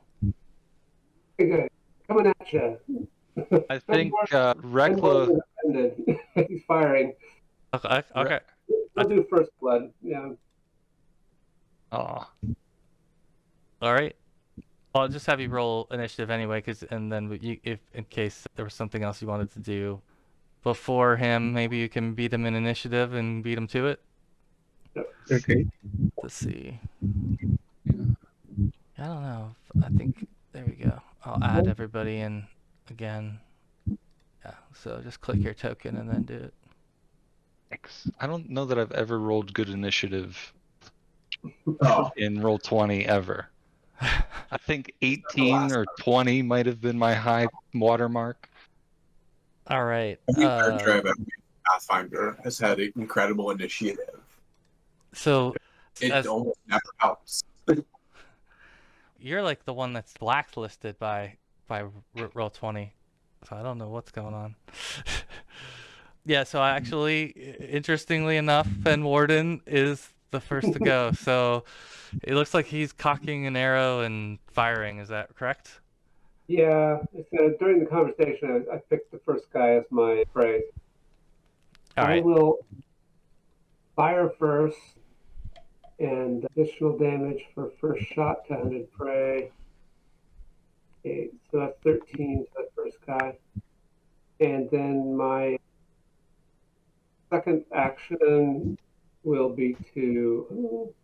I'm looking at the description of animals, and it says when combat begins, they become frightened. So it seems like pretty much have no option but to get off the horse at that point. So he's going to dismount with his second action, and let's see, third action he'll fire one more at the same guy. That's not good. Well, that's Ooh. the wrong weapon. They're both the wrong weapon. They're both long swords, I just realized. Long Oh, sword. What's the long bow?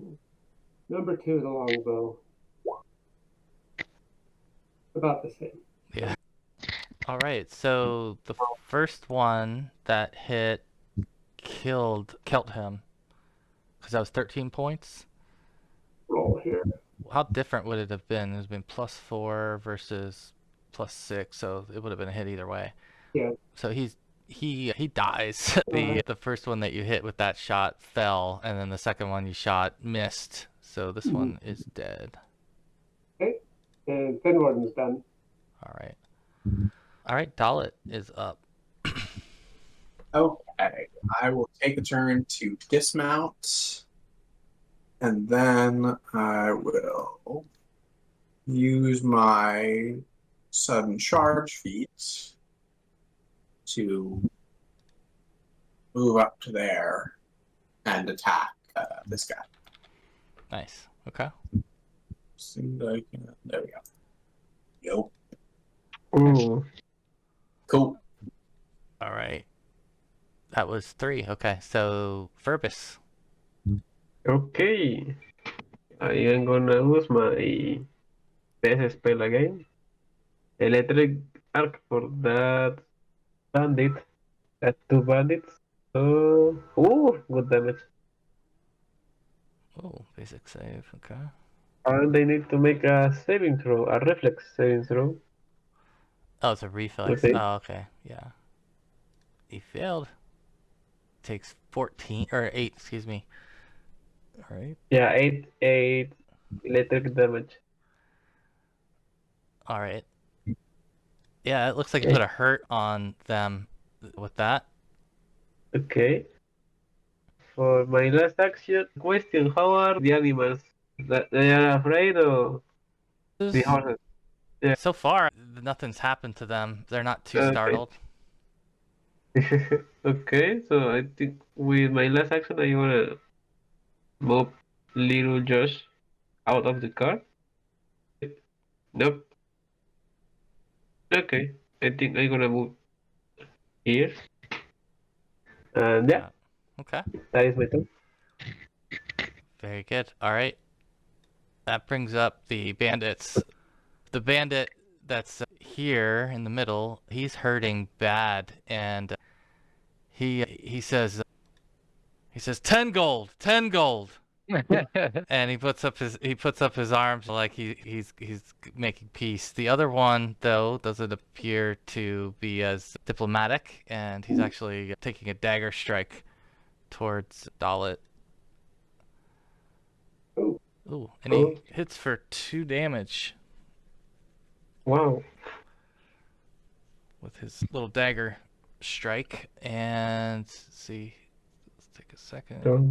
And Ooh, what's your AC? Is that a... Yeah. He badly misses, dropping his dagger as he tries to stab you the second time. And with the third move, he tries to run. So he starts running. That brings up Rekla. All right. So you should have been 14. Rekla's going to fire his crossbow at. I guess.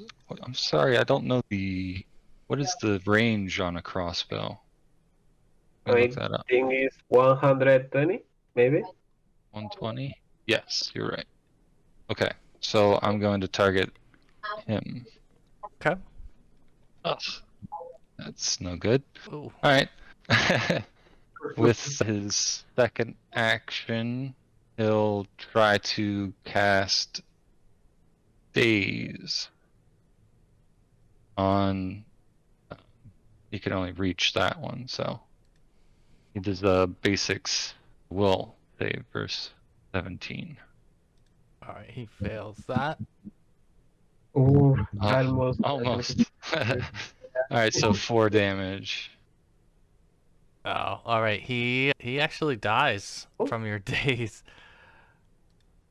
Deadly daze. He falls. So the Falls other and hits his head. Yeah, the other bandit is running off at this point, and it's back to the top of the turn order for you guys. If you choose to act, yeah. Normally I'd let him go, but we're supposed to be clearing the area of bandits. So Yeah, technically yes. yeah, he's still very much in range of my longbows. I'll declare him my hunted prey and fire this time a longbow. Oh, there you go. That hit. Oh yeah. That's yeah. It looks like he's staggering pretty hard after that hit. He's still upright, but he looks like he's slowed from it, and he's hurting bad. Oh, I didn't do the minus on that one. Yes, that's definitely a miss. And I'm out of actions. Oh, all right. That brings up Dalit then. I actually just got back. Ooh, so that guy's still alive? Yeah, this guy is running. He's limping. He's got a arrow in the back of him, and he is hobbling his way down the. Back. I'm sure he was Right. facing me. I shot him. I will stow my sword, pull out my short bow, and fire a single shot, hoping to finish this. All right.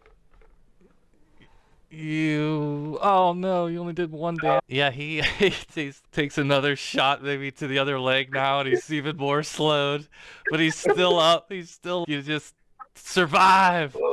He's no, poor, He's trying poor to guy. survive. Purpose. Well, I'm sorry. Do you have another turn? Yeah, you should. That was everything. Okay. Okay, I only gonna say, let me end with you suffering, little fan. Good Riot Frost for that guy. Ooh. Oh, Jeez. we got a Wow. big popsicle on our hands. Alright. Yeah, I think he's going to just fall right over as soon as you cast this and die in a cone of cold. Yeah. Yeah, so he perishes and he's laying there now on the ground. All three of them are. Okay, that looks like a good beginning of or cleaning of bandits. Yeah, I would say that was a very quick extermination of said bandits. Definitely. Reckless is good just roll. gonna say, what do you bet they don't have a single gold piece on them?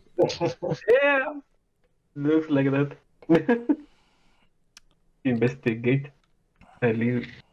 So if you search their bodies, you will be able to recover 9 silver. Oh, One thing also that you'll find on each of them is 2 days worth of rations. And that's actually something that reminds me that we need to make sure that you guys are tracking your rations and your food, because as you start camping and everything and making your own foods and things like that, you actually get a lot of benefit from that. And so running out of rations and cooking your own food, it becomes a good thing to do. So we'll assume that each of you have like 2 weeks of rations, if you want to just put that down so that we'll track that together. You find short bows on them, 3 short bows. They're all wearing leather armor. They all had a dagger, and they are all wearing a similar looking amulet. And if you look at it, it has a silver stag on it, and you estimate it's worth around 3 gold. When you look at it, just it looks like it's well made, and it's a silver stag. Does anyone have like history or banditry or warfare or anything, like any skills like that? Yes, Society. I have a warfare. Yeah, you could try society if you want as well, if that's better for you. oh man. Yeah, I was thinking that the warfare guys would probably know it more so than the society check. You recognize the Silver Stag as being potentially there's a group of Thorn River bandits that are known to wear it. And something else about it seems familiar to you. So you're not sure what else it's associated with, but you do know that these bandits are known to carry it. Okay. So you guys have 3 of those now too. All right. Put that in the party loot. All right, so you guys then can continue on down the road. I assume you're back in the same formation. Any change or anything along those lines? No, I don't think so. It worked pretty well this time. Yeah. Yeah. All right. So this is where then you guys are going to continue on, and I'll move you back to the map for a second. So you'll make it through there to Oleg's, or to Novatka's, I should say. And let's see. Yeah, so you're gonna basically arrive at this Novatka's crossing, and you'll see a couple of trade posts that are set up here one of the trade posts is Oleg's, and so you guys were told that it would be a good place for you to stop on your journey and check in and see if there's anything available there and replenish any supplies that you might need to. So as you arrive at the crossing, you see a few folks milling about at other trade posts, having some conversations, and let's see. Not sure why it's 1 second. Oh, okay. Yeah, so when you get here, you basically see that it looks like this is being renovated. This whole area is being renovated, that it was a dilapidated trade post, and it looks like there's a crew of people who are working to restore it and build it as you're arriving. And you see some trappers and some hunters, an old eccentric looking hermit walking around, and he's like carrying he looks like he's selling his own goods and things that he's gathered from the woodlands. And let's see. And then who you assume to be Oleg, who looks like he's standing behind what is a central trade post in the crossing. And he's got this more of a serious look on his face as seems like he's checking his stock and everything along those lines. And looks like he's doing something where he's counting, doing like inventory, and he's expressing some concern to his wife who's standing behind him. As you walk up and you catch part of that conversation where he's, I don't think we'll make anything this month. You overhear that as you're walking up, and then he sees you and it turns and says, welcome to Oleg's trade post. And he at that point is like, is there something I could do for some weary travelers? Where do you come from? We are on the road from Rostov. Oh, I see.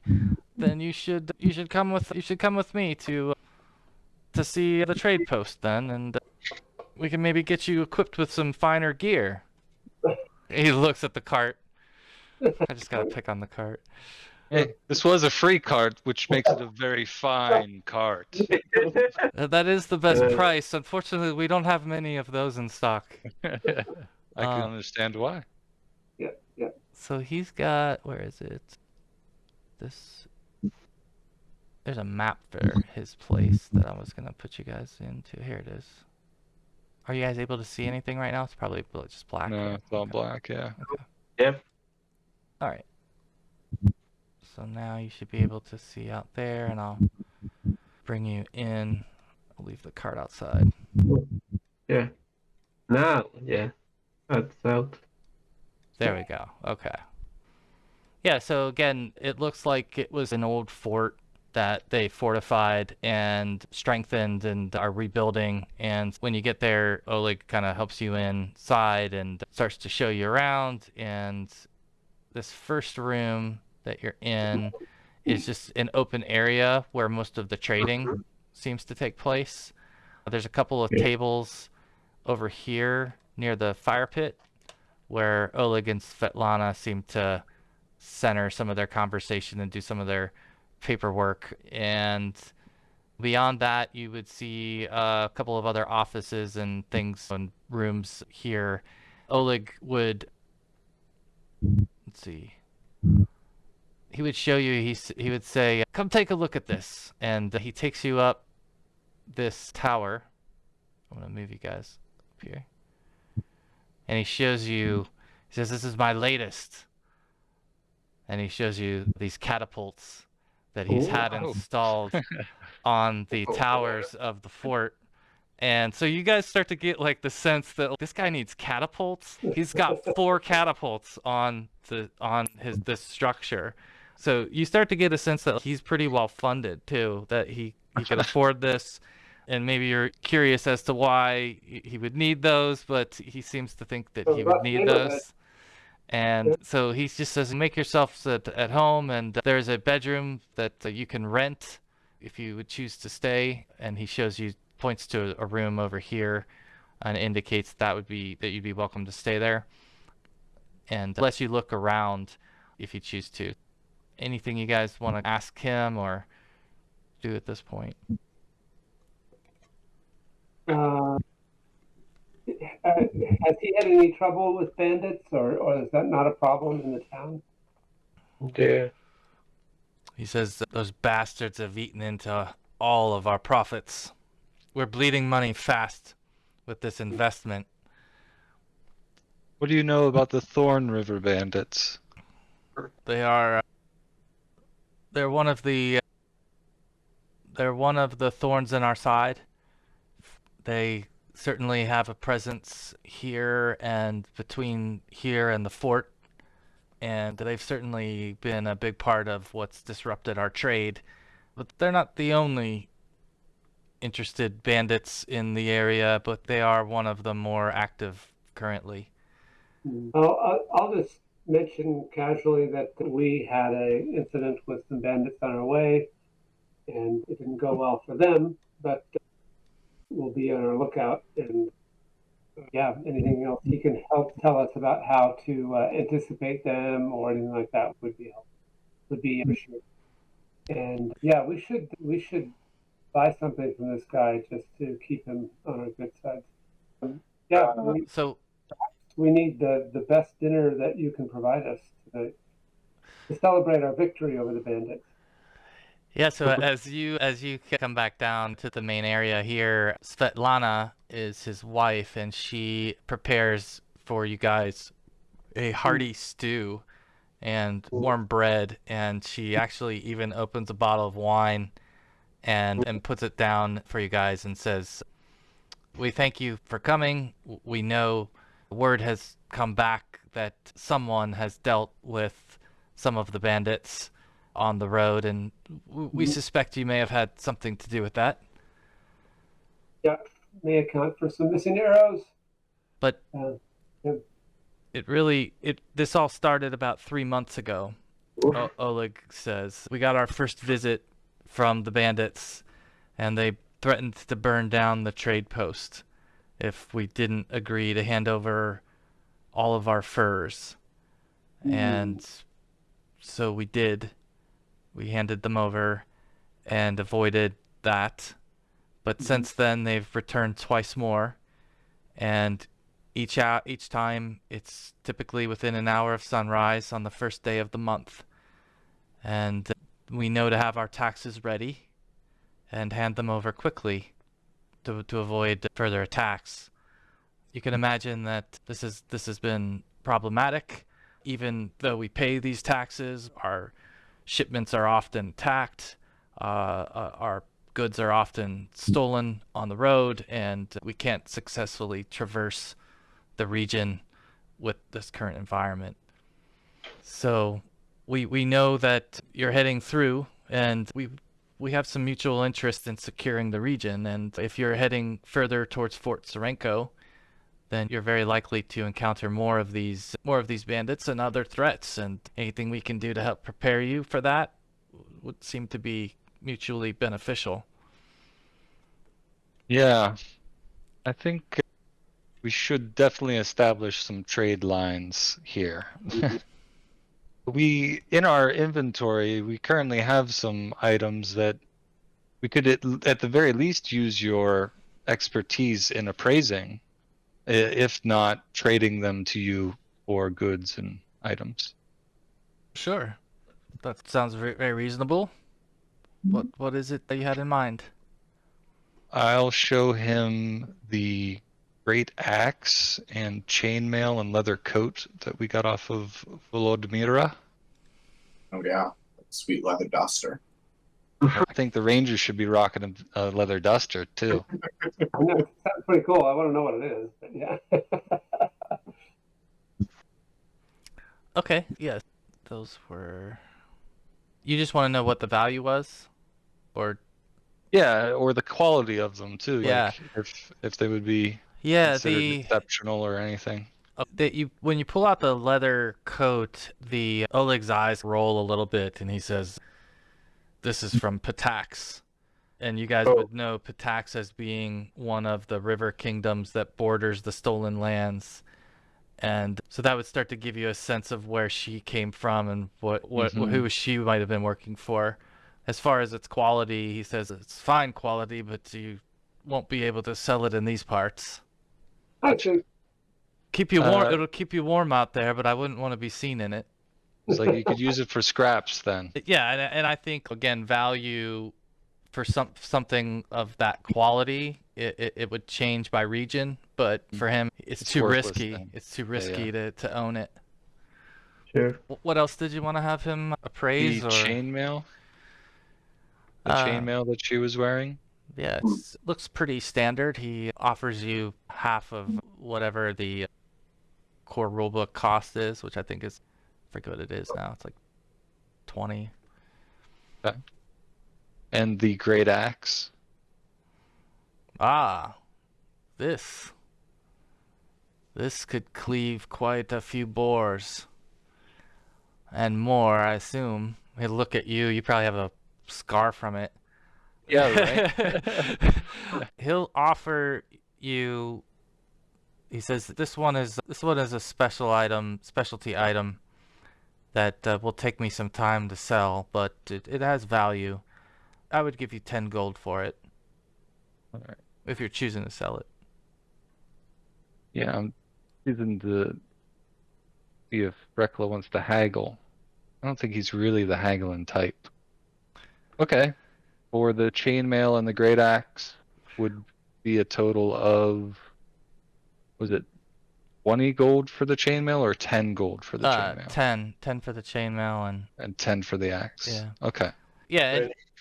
Yeah, so they and you feel like maybe you're giving them a deal a little bit, obviously, because maybe you feel bad for them right now, and you know that they're accommodating you, they're giving you food and this, place like to I said, stay. we're establishing a relationship here.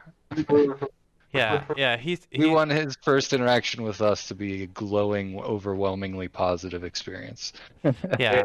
However, like the amount of money that's changing hands for these goods, like, is far supersedes like what he would charge to stay here or eat here. So like you definitely get the sense that some of those things that you found on her had some value more than just the standard things you were finding. But yeah, he would get you set up with the room, and at that point is when you would start to overhear a little bit more of a conversation between Oleg and Svetlana about they're coming back. They'll be back, and they're talking about the bandits, and it starts to dawn on them that the cadence that the bandits are coming on is coming up, and they mention that to you, that do not be surprised if we have visitors in the morn or the following morn, should you be here. How many typically arrive? Usually we see 3 or 4 enter, and that's who we deal with. I don't know how many more they may bring with them. At times it seems to fluctuate. Mm-hmm. I don't know, depending on how much robbery they feel up to that day, I suppose. Do you know where they come from? They're coming from Fort Serenko, I believe. At least that direction. How fortunate. Oh, they have overtaken the fort for quite some time and made it their own base of operations. Well, you see my friend here, Fenwarden? He is an expert tracker. We will find him. I have these goggles. Yeah. So, does this place have if we walk up toward the catapult is and everything like that, could we see these guys come in and have a position where we'd see them before they were inside? Yes, absolutely. Yeah, and they start to tell you like all these stories now about each visit. So like you start to get a sense like the first time they came, there was a dozen of them that came inside, right? Mm-hmm. And then the next time that they came, only 6 or so came inside, and then now the last time they came, like 3 came inside. It's fluctuated that way, and again, like they're not necessarily sticking their head out to figure out what the numbers are that are traveling with them, but you would have that vantage point from up there. You could definitely see people coming from the roadway, definitely. So as far as they're all traveling together and from that western side.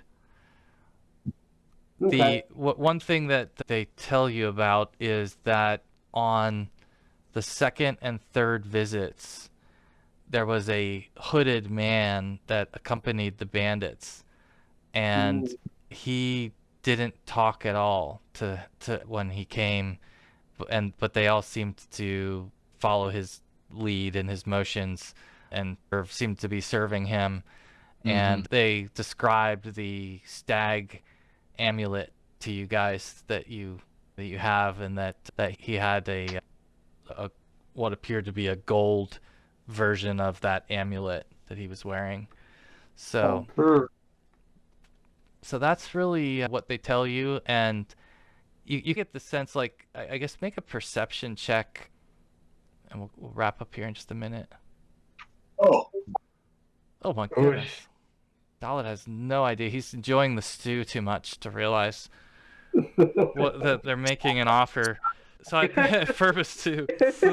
Already. Oh my Yeah, God. you were really hungry. You guys were really hungry. You're like, you're just tearing into the bread maybe. These two are not built for the road. They don't enjoy those dry rations. But Fenwarden and Rekla would. Sorry, go ahead. I was saying I grew up in the suburbs. Yeah, come on. This is like being back home. But yeah, you guys would notice, Rekla and Fenwarden, that they look like they're pretty scared and shook up by it, and that they're not asking you to step in, but you can tell that they're hesitant to ask you to step in, that kind of thing. So it seems like they're like disagreeing with one another about whether to, be more forward with you about asking you to help them with it. Right. And I think the thing that you sense is that they think that would come with a lot of risk anyway for you and them. And so they're just in this bad spot in general, basically. I feel like Rekla would just want to go up and pull out the charter and just read it aloud to them, like verbatim. Let them know that the bearer of this charter has been charged by the Sword Lords. Do you have performance? He's got intimidation, but he's not trying to intimidate. Yeah. I could do a performance. Yeah, sure. Yeah, might as well try it. Let's see. Oh, it's awful. Oh man, so bad. It's just. Yeah, maybe you're like stumbling. It's like hard to like you're just tripping over all the words as you're trying to read it, and they're like, okay, type of thing. It's coming from a gnome too. Yeah. I get it. So I think their confidence level has dropped a little. They're like, I'm not sure that we don't want to risk their lives. Like they certainly, we don't want to risk their lives. Is where they land on it. And that's where we'll land for this session, and they'll let you guys sleep in these bedrooms here, and we'll pick up next session on the following morning as you guys awaken to whatever may be. Awesome. So, sound good? Thanks. Yeah, thank you guys. Sorry for some of the hiccups and things, getting used to the module a little bit. So I'll try to get it smoothed out, and we'll get better and better with it as we move along. But thanks for the fun session. I'm enjoying it. All right, thanks, Jamie. Thank you. Take care, y'all.